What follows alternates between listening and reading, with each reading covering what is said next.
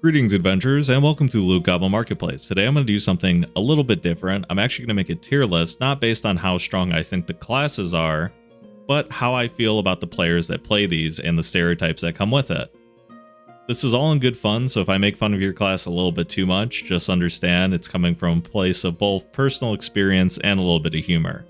It wouldn't be a good tier list if I didn't actually break down what each tier meant. So in the S class, we have the That Guy. This is the class that has the worst players on average. A is for actually annoying, where more times than not, if someone brings it up and you don't know how they are as a player, you might be in for a little bit of an annoying time. B is for bad, because, they're not annoying, they're not that guy, but it could be better. C will be, could be worse. For people who aren't quite bad, and then D for decent, where there's nothing really wrong about the stereotypes of this class. And usually the person who mains this, there's not a lot of bad stories going around about this kind of class on RPG horror stories.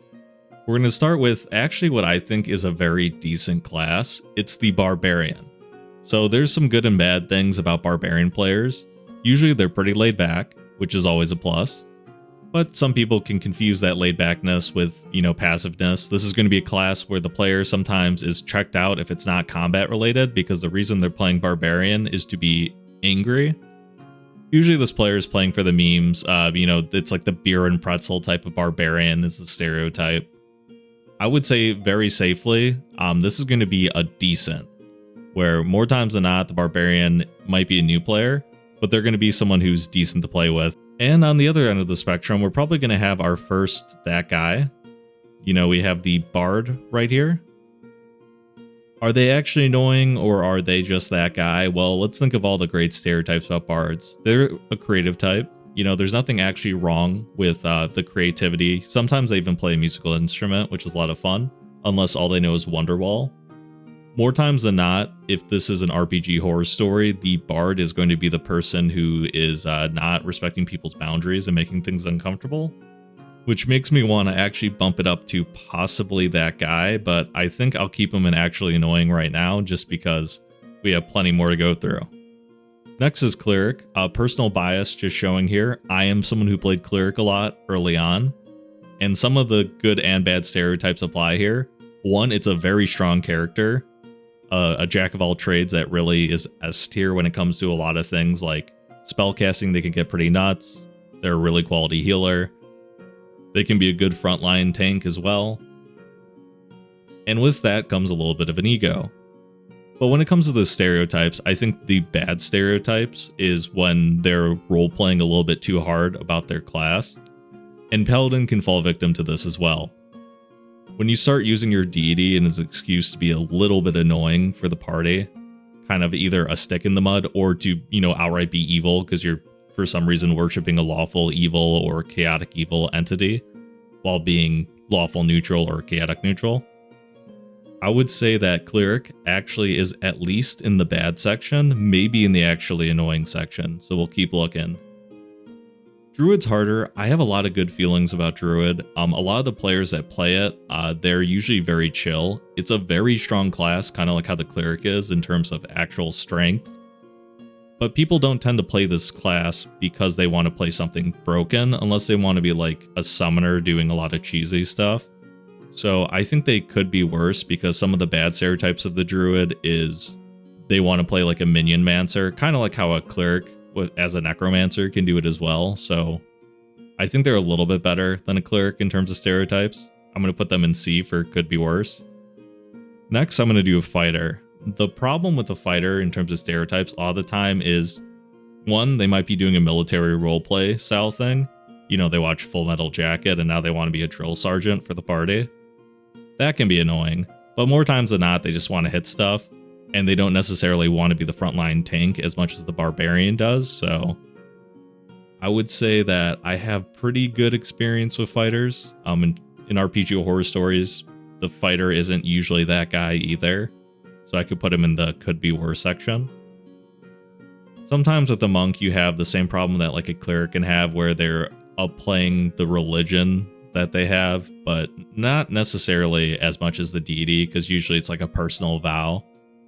So a lot of the monk negative stereotypes are just the fact that they keep putting restrictions on themselves. You know, similar to how like a druid isn't supposed to be using like metal is one of the stereotypes. A monk shouldn't be using weapons, even though a lot of subclasses support it.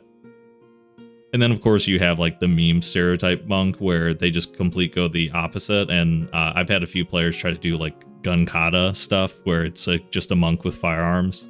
I'm going to put them in decent, though, because I really don't have too many bad experiences with monk players.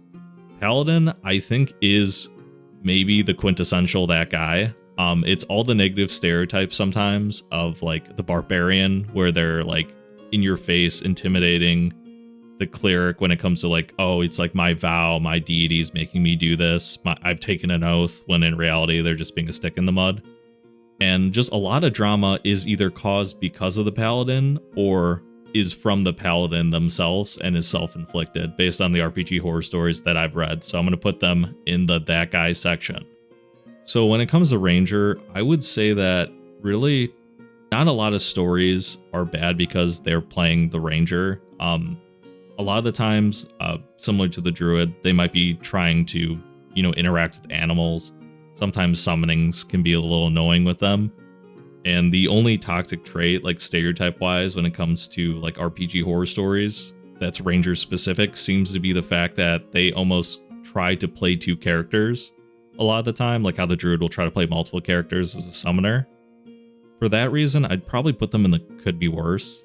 Overall, though, it's not too bad, and in fact, I'd probably put it even behind the Fighter if I had to like really sort these out.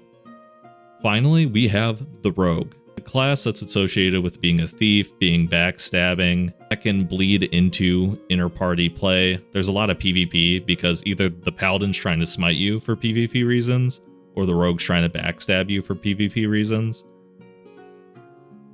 Sorcerer, I would actually say probably lands into actually annoying. A lot of the time, the Sorcerer is like this, the negative stereotype is they're like the trust fund baby, the meme is they didn't earn their magic.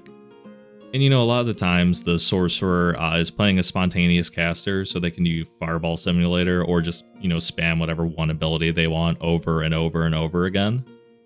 And because of that, I put that in the actually annoying tier. I've had plenty of RPG horror stories where the Sorcerer was a problem, and it seems to just, unfortunately, attract a decent amount of players like that are argumentative.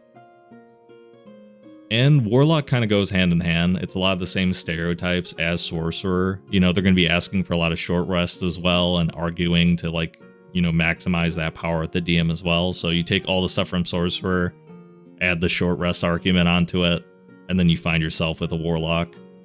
Also, a little bit of the negative stereotype I said for the Clerics and the Divine Casters, where a lot of the time they'll use their patron as an excuse for their bad behavior because it's like, oh, I had to do that because I picked, an evil patron. It's like, why'd you pick an evil patron? It's like, well, I actually do want to play a villain, but I want to blame what the DM said my patron wanted me to do.